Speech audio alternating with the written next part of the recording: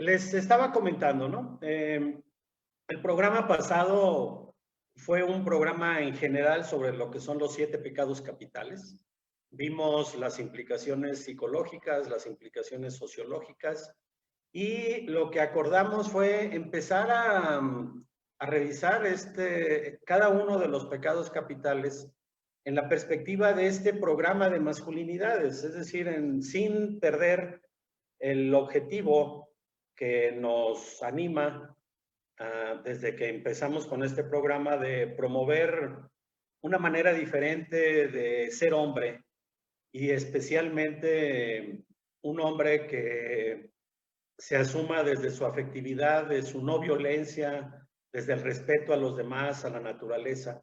En ese sentido, decidimos que revisar en esta perspectiva los 7 pecados capitales, que si bien fueron formulados desde la Iglesia Católica, pues están vigentes, ¿no?, en nuestra sociedad, y sobre todo que se expresan de manera cotidiana en nuestra vida familiar, en nuestra vida, en nuestras instituciones, en nuestras empresas, ¿no?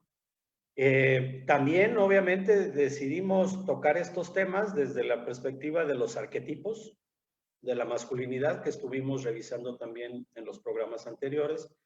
De esta manera, pues, empezamos, Alexander, y empezamos, Marco, con este pecado de la lujuria, ¿sí? Vamos a trabajar en esta próxima hora el tema de la lujuria, que es considerado como el más tentador de los pecados capitales, ¿sí? ¿Cuál es? Y yo los dejaría que cada uno de ustedes escogiera quién empieza, ¿no? ¿Cuál es la esencia mala de la lujuria? Es decir, ¿cuál es la parte negativa de la lujuria? ¿Quién quiere empezar con este tema? Marco, ya prendiste tu micrófono. Adelante, Marco. Gracias. ¿Cuál es la parte mala de la lujuria? Híjole, el desenfreno. El desenfreno, el no ponerse freno en la parte, en el avasallamiento del placer, y pasar por encima de los demás por obtener ese placer carnal. Esa es la parte mala de la lujuria, porque inclusive en la prostitución hay un acuerdo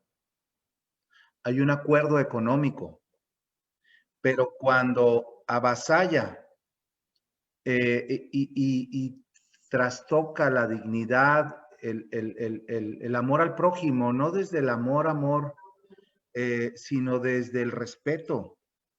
Sí, esa es la parte pues mala, negativa, lacerante de la lujuria, ¿no? El no tener un mutuo acuerdo del juego erótico. Gracias, Marco. Alexander, ¿a ti que te gusta recurrir a las definiciones de la Real Academia Española? Porque en otras ocasiones lo has hecho. Revisando qué dice nuestra Real Academia, menciona a la lujuria como un deseo excesivo de placer sexual. ¿Qué sería eso de excesivo? Porque parece como algo que a cada quien le corresponde poner la medida, ¿no? ¿Cómo ves eso en relación a esto que menciona Marco y que tiene que ver con mi primera pregunta, ¿no? La parte mala. Alexander. Gracias, Sergio. Cuando habla de excesivo significa compulsión. Y es cuando hay un exceso de pensamientos.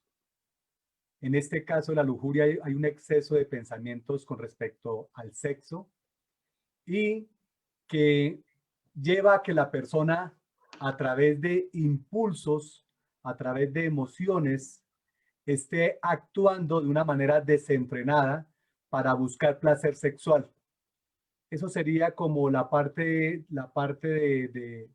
de exceso.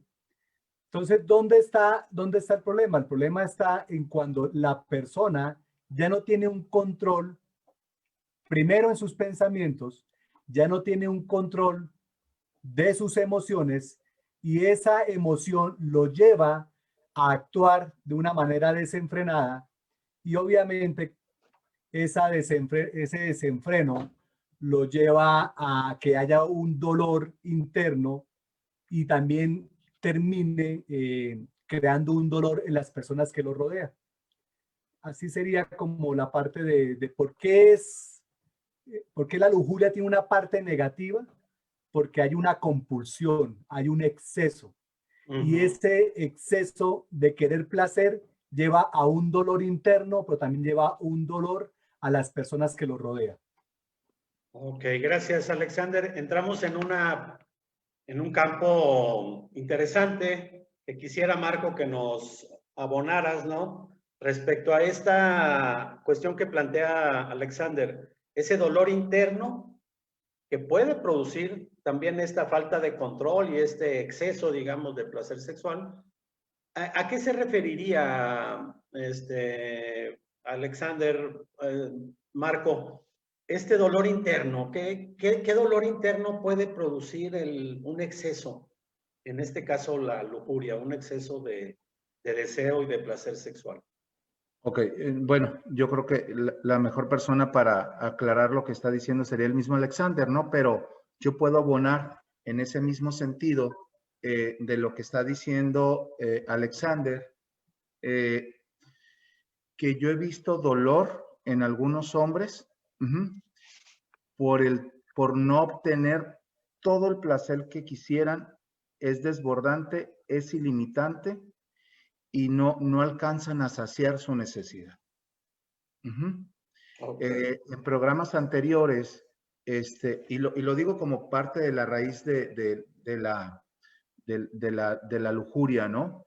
En programas anteriores yo mencionaba que una vez recibí a un hombre de 72 años de un pueblo de acá del sur de donde yo estoy, y decía, es que yo busco una mujer de 15 a 35 años de edad. Ya lo habían expulsado de la iglesia católica, ya lo habían expulsado de la iglesia mormona, ya lo habían expulsado de la iglesia evangelista y estaba porque lo expulsaran de la cuarta, porque él puso un anuncio donde dice, se solicita mujer con 1 o 2 hijos, sí, para matrimonio.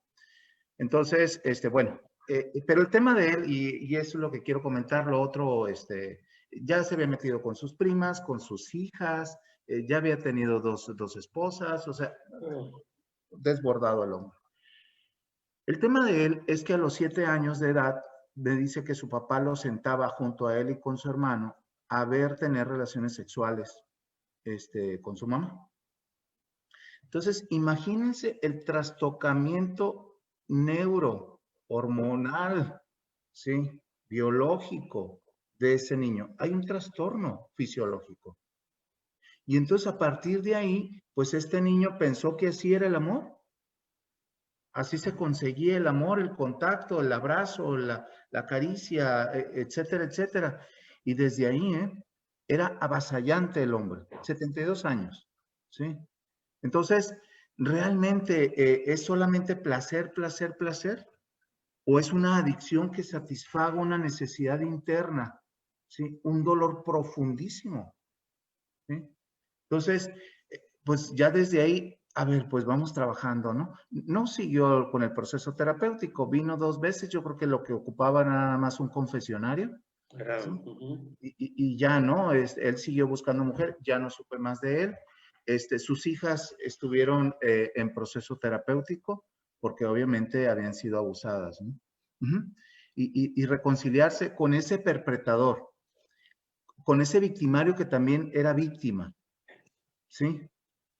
Y ese es el tema. Y he trabajado con hombres en la cárcel, ¿sí? Con hombres del Cerezo de aquí de Mexicali, y juran y perjuran que la niña, la chica, la jovencita, pasaba por ahí en chorcito y en minifalda para ellos, ¿no?